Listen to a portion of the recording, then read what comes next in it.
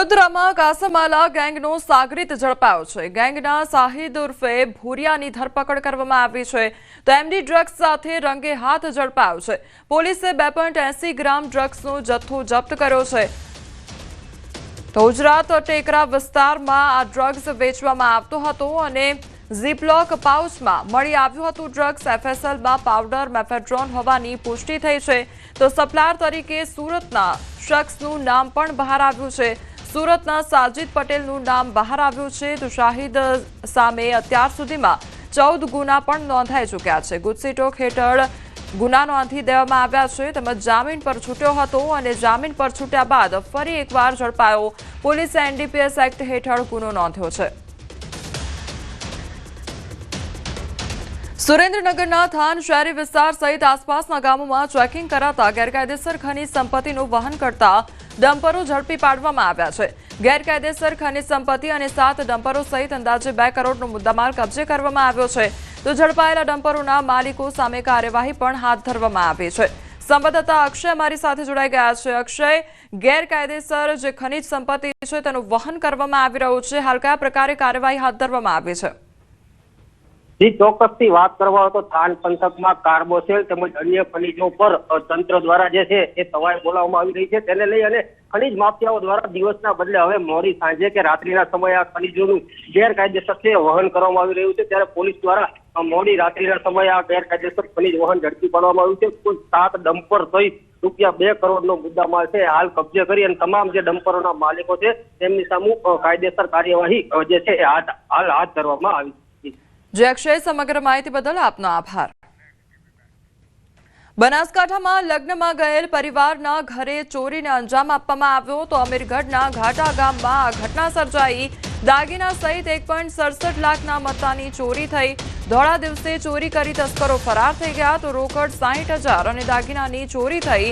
અમીરગઢ પોલીસે તપાસ હાથ ધરી છે તો લગ્નની સિઝન દરમિયાન તસ્કરો હવે બેફામ બની ગયા છે। સંવાદદાતા કિશોર અમારી સાથે જોડાઈ ગયા છે। કિશોર, ઘર જ્યારે બંધ હોય છે ત્યારે તેને નિશાન બનાવવામાં આવે છે, ચોરીને અંજામ આપવામાં આવે છે, શું ઘટના? ચોક્કસથી કોમલ, શિયાળો આવતાની સાથે જ તસ્કરોનો ત્રાસ પણ હવે વધવા લાગ્યો છે બનાસકાંઠામાં। બનાસકાંઠાના અમીરગઢના ઘાટા ગામમાં પરિવાર વહેલી સવારે લગ્નમાં ગયો હતો અને બપોરે 1:30 વાગે પરત ફર્યો ત્યારે દરવાજાના તાળા તૂટેલા હતા અને તિજોરીનું લોક તોડીને દાગીના સહિત 60,000ની રોકડ સહિત 1,67,000ની મત્તાની ચોરી થઈ હોવાનું સામે આવતા તાત્કાલિક પોલીસને જાણ કરી હતી અને પોલીસે સમગ્ર મામલે વધુ તપાસ હાથ ધરી છે। પરંતુ ધોળા દિવસે જ ચોરી થતા અનેક સવાલો પણ પોલીસ પેટ્રોલિંગ પર ઉઠી રહ્યા છે। જી કિશોર, સમગ્ર માહિતી બદલ આપનો આભાર। તો અમીરગઢનો આ મામલો સામે આવ્યો છે કે જ્યાં બંધ મકાનને નિશાન બનાવવામાં આવ્યું અને ચોરીને અંજામ આપવામાં આવ્યો હતો તો લગભગ 1,67,000 જેટલી મત્તાની ચોરી કરવામાં આવી। રાજ્ય સરકારની ચિંતન શિબિરનો બીજો દિવસ અને વલસાડમાં ત્રિદિવસીય ચિંતન શિબિરનો બીજો દિવસ છે ત્યારે આજે વહીવટી સુધારા સુશાસન પર વિશેષ સત્રો વલસાડના ધરમપુર ખાતે આવેલા શ્રીમદ રાજચંદ્ર આશ્રમમાં ગુજરાત સરકારની 12મી ચિંતન શિબિર યોજાઈ રહી છે જેમાં મુખ્યમંત્રી, નાયબ મુખ્યમંત્રી સહિત સમગ્ર મંત્રીમંડળ અને ઉચ્ચ અધિકારીઓ ભાગ લઈ રહ્યા છે। આજે શિબિરના બીજા દિવસની શરૂઆત યોગાભ્યાસથી કરવામાં આવી હતી। વહેલી સવારે સામૂહિક યોગ અભ્યાસ કરવામાં આવ્યો હતો। આ ચિંતન શિબિર સામૂહિક ચિંતનથી સામૂહિક વિકાસ તરફની થીમ પર દિવસ દરમિયાન અનેક વિષયો પર સત્રોનું આયોજન કરવામાં આવશે।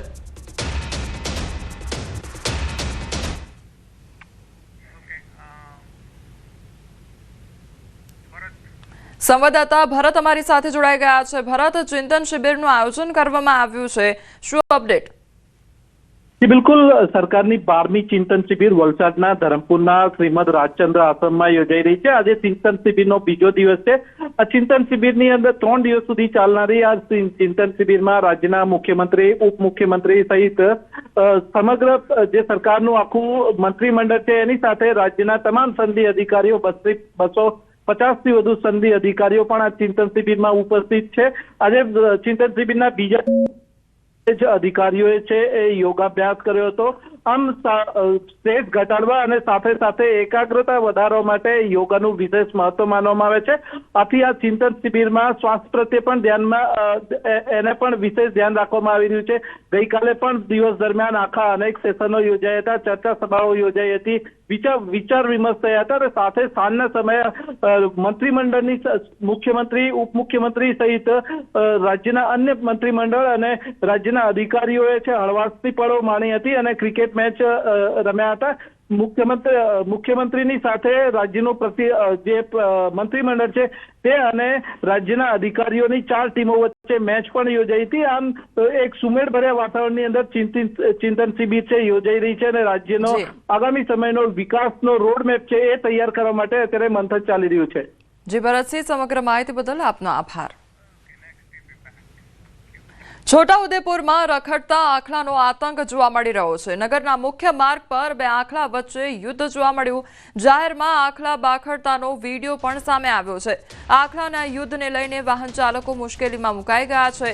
તો રખડતા પશુઓને લઈને નગરજનોમાં ભારે રોષ જોવા મળી રહ્યો છે. તો રખડતા જે ઢોરો છે તેમનો આતંક જોવા મળી રહ્યો છે. આખલાનો આતંક જોવા મળ્યો અને જાહેરમાં રસ્તા પર જ જે રખડતા ઢોરો છે, રખડતા આખલા છે તેમના દ્વારા બાખડવામાં આવ્યો હતો અને ત્યાં આખી ઘટના જે વિડીયો કેમેરામાં કેદ થઈ હતી.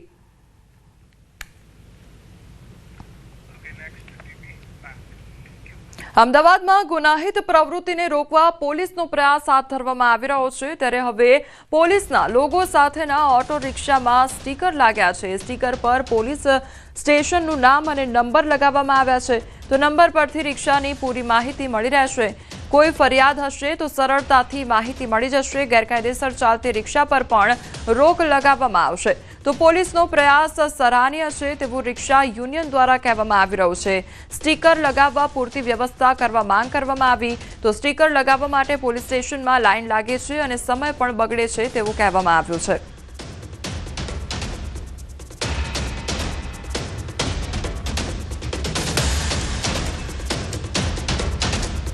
અમદાવાદ શહેરમાં જે ઓટો ચાલી રહી છે તેમાં તમને એક પ્રકારે નંબર જોવા મળતા હશે અને એ નંબર છે પોલીસ સ્ટેશન વાઇઝ હવે આ નંબર છે તે લગાવવામાં આવ્યા છે અને એક પોલીસના લોગો સાથે. આ નંબર શા માટે લગાવવામાં આવ્યા છે, તેનો ઉપયોગ શું થઈ રહ્યો છે તે આપણે જાણીશું. આપણી સાથે છે અમદાવાદ રિક્ષા ચાલક એકતા યુનિયનના પ્રમુખ વિજયભાઈ મકવાણા. વિજયભાઈ, આ નંબર શા માટે લગાવ્યા છે? ખાસ કરીને સીપી સાહેબનું જે જાહેરનામું છે કે એની અંદર રિક્ષાની આઈડેન્ટિટી થાય પોલીસ સ્ટેશન વાઇઝ, એટલે દરેક પોલીસ સ્ટેશનની અંદર એનો રેકોર્ડ મળે કે આ રિક્ષા આ વિસ્તારની છે. કાલ ઉઠીને કોઈ પેસેન્જરનો સામાન રહી ગયો હોય કે કંઈક એવી ઘટના બની તેમને શોધવા એને સરળ બનાવવા માટે આવો એક જાહેરનામું પરિપત્ર સીપી સાહેબ દ્વારા બહાર પાડવામાં આવ્યું. એમાં મોટાભાગની રિક્ષાઓમાં લગાવવાની કામગીરી ચાલુ છે. આ લગાવવાની અત્યારે પૂરતી વ્યવસ્થા નથી, કારણ કે દરેક પોલીસ સ્ટેશનમાં સ્ટીકર લેવા જાય છે, અમારા ડ્રાઈવરો તો મળતા નથી. ક્યાંક ને ક્યાંક સીપી સાહેબે અમને એવું જણાવ્યું હતું કે આમાં રૂપિયો આપવાનો થતો નથી, પોલીસ તંત્ર દ્વારા ફ્રીમાં લગાવવામાં આવશે. તો ક્યાંક 50 રૂપિયા લે છે, કોઈ 150 રૂપિયા લે, કોઈ 200, 300 રૂપિયાના લેવાના ચાલુ કર્યા છે. અને ખાસ અગત્યનું અમારે એ કહેવું છે કે જ્યાં સુધી અમદાવાદ શહેરના બધી રિક્ષામાં આ લાગી ના જાય ત્યાં સુધી આની માટે ફાઇન કરવામાં ના આવે. હવે આ સ્ટીકર લગાવ્યું છે તે દરેક પોલીસ સ્ટેશન વાઇઝ, એટલે કે અહીંયા ગાયકવાડ હવેલી ને ત્યાંથી લગાવી દેવામાં આવ્યું છે. 1001 એમના નંબર છે, પરંતુ આ નંબરો કદાચ એટલા પણ માટે લગાવ્યા છે કે ગુનાહિત પ્રવૃત્તિઓ અટકી શકે. કોઈ ચોરી છે, કોઈ ફરિયાદ છે ત્યારે જો મુસાફરોને નોંધાવી હોય તો તેમના ટેક્સી નંબર હોય છે તે યાદ નથી રહેતા, પરંતુ આ નંબર છે તે યાદ રહી જાય અને જો ફરિયાદ કરે તો પોલીસ જે તે સમયે તે આખા નંબર ઉપરથી રિક્ષા ચાલકની કુંડલી પણ કાઢી શકે અને સાથે સાથે જે કાયદેસર નથી ચાલતી તેવી રિક્ષાઓ પર પણ રોક લાગી શકશે. કેમેરામેન હિરેન શાહ સાથે બીબી પટેલ, ન્યૂઝ 18 ગુજરાતી, અમદાવાદ. ગીર સોમનાથમાં કાર્તિકી પૂર્ણિમાના મેળા પ્રારંભમાં વિવાદ સર્જાયો. ધારાસભ્ય ભગવાન બારડે મેળામાં ગુસ્સો ઠાલવ્યો.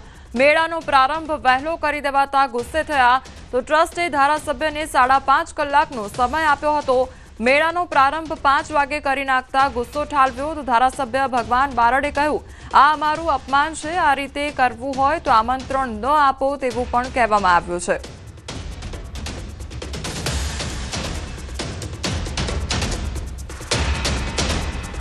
દીપ પ્રાગટ્ય હજુ બાકી જ છે, હજી બાકી ના. દીપ પ્રાગટ્યનો શોખ નથી, સમય મર્યાદાનો છે. ના ના ના કરો, તમે 5:30 નો ટાઈમ અમને આપો છો ભલામણ, શું કામ આવું કરીએ? ના પણ એમાં સાહેબ 5:30 નો ટાઈમ આપ્યો. અમે હું મારી જિંદગીમાં ટાઈમ ટેબલમાં માંડારો માણસ છું, મને વાંધો નથી. અમે 5 મિનિટ લેટ આવ્યા હોય તો અમને કહી દેવું જોઈએ કે આ વસ્તુ કરી નાખો. આપણે કરવાનું બાકી છે. બિલકુલ અમને બિલકુલ શોખ નથી, બિલકુલ નહીં. અમે સોમનાથ દાદાની ના બરાબર ના લાગે, અમારું અપમાન છે એટલે શું. તો જાહેરમાં ધારાસભ્ય ભગવાન બારડના ગુસ્સાને લઈ રેન્જ આઈજીએ ચાલતી પકડી હતી. બાદમાં ધારાસભ્ય ભગવાન બારડે પોતાની પ્રતિક્રિયા બદલી આમંત્રણ આપવામાં કોઈ ક્ષતિ રહી ગઈ હોય તેમ કહ્યું. તો માણસથી ક્યારેક ભૂલ થતી જ હોય છે તેવી વાત પણ કરી. કોઈને કોઈ આમંત્રણ દેવામાં કઈ શક્તિ રહી ગઈ હોય, કોઈ માણસની ક્યારેક ભૂલ પણ થતી હોય છે અને કદાચ સમજવા ફેરવું તો સમયને હિસાબે કદાચ ને થોડું વહેલું થઈ ગયું હોય. તો સોમનાથ બાપાનું સાનિધ્ય છે, સોમનાથ બાપાની આ પવિત્ર ભૂમિ છે અને ધ્યાન દોરવું એ નૈતિક જવાબદારી છે અને ધ્યાન દોર્યું છે. બાકી એની અંદર આજે પણ એટલી જ અહીંયા લાગણી જોડાયેલી છે. સુરતના ધારાસભ્ય કુમાર કાનાણીના પત્રની અસર વર્તાઈ છે ત્યારે વરાછાથી સરથાણા ફ્લાયઓવર બ્રિજ નીચે ગેરકાયદેસર પ્રવૃત્તિની ફરિયાદ બાદ કાર્યવાહી કરવામાં આવી છે. મનપા અને પોલીસે સંયુક્ત કાર્યવાહી હાથ ધરી છે. તો મોટા પ્રમાણમાં બ્રિજ નીચેના દબાણ દૂર કરવામાં આવ્યા. બ્રિજ નીચે ગેરકાયદેસર વસવાટ કરતા લોકોને હટાવવામાં આવ્યા છે. દબાણ ખાતા અને પોલીસ વિભાગ દ્વારા દબાણ દૂર કરવાની કાર્યવાહી હાથ ધરવામાં આવી છે. ધારાસભ્ય કુમાર કાનાણીએ મનપા કમિશનરને પત્ર લખ્યો હતો. બ્રિજ નીચે ગાંજા, અફીણ, ડ્રગ્સ, દારૂ અને જુગાર જેવી ગેરપ્રવૃત્તિની ફરિયાદ પણ કરી હતી. તો લેખિતમાં ફરિયાદ કરી સમસ્યાનો ઉકેલ લાવવા માટે રજૂઆત કરવામાં આવી હતી.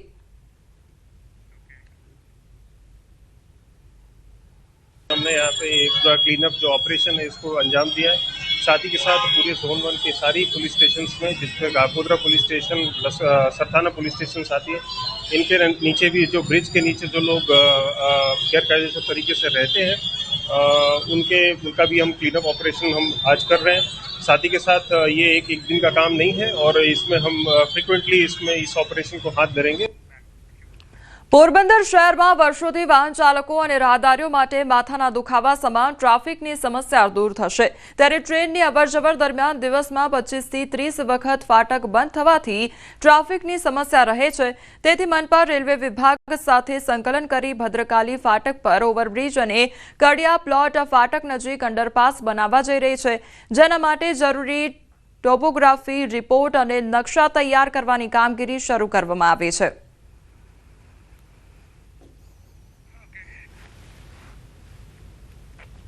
રેલવેને ક્રોસ કરતું અંડરપાસ બનાવવા માટેનું આયોજન કરવામાં આવેલું છે. આ જે ત્રણેય જગ્યાએ જે 2 જગ્યાએ રેલવે બ્રિજ અને 1 જગ્યાએ જે રેલવે અંડરપાસ બનાવવાનો છે એના માટેના અગાઉ સર્વે થયેલા છે. હવે આખરી ડિઝાઇન તૈયાર કરવા માટે અને એના ટ્રાફિકના સ્ટડી કરવા માટેની એજન્સી દ્વારા કાર્યવાહી કરવામાં આવી છે. વડોદરા મહાનગરપાલિકાએ નાગરિકોની સુરક્ષાને ધ્યાને લઈ મહત્વનો નિર્ણય કર્યો છે. શહેરના મુખ્ય 4 બગીચાઓમાં પ્રવેશ માટે હવે રજિસ્ટરમાં ફરજિયાત એન્ટ્રી કરવી પડશે. તો અસામાજિક પ્રવૃત્તિઓ પર લગામ લગાવવા મનપાએ આ નિર્ણય કર્યો છે, જેને ઘણા લોકો વખોડી રહ્યા છે તો ઘણા બિરદાવી પણ રહ્યા છે.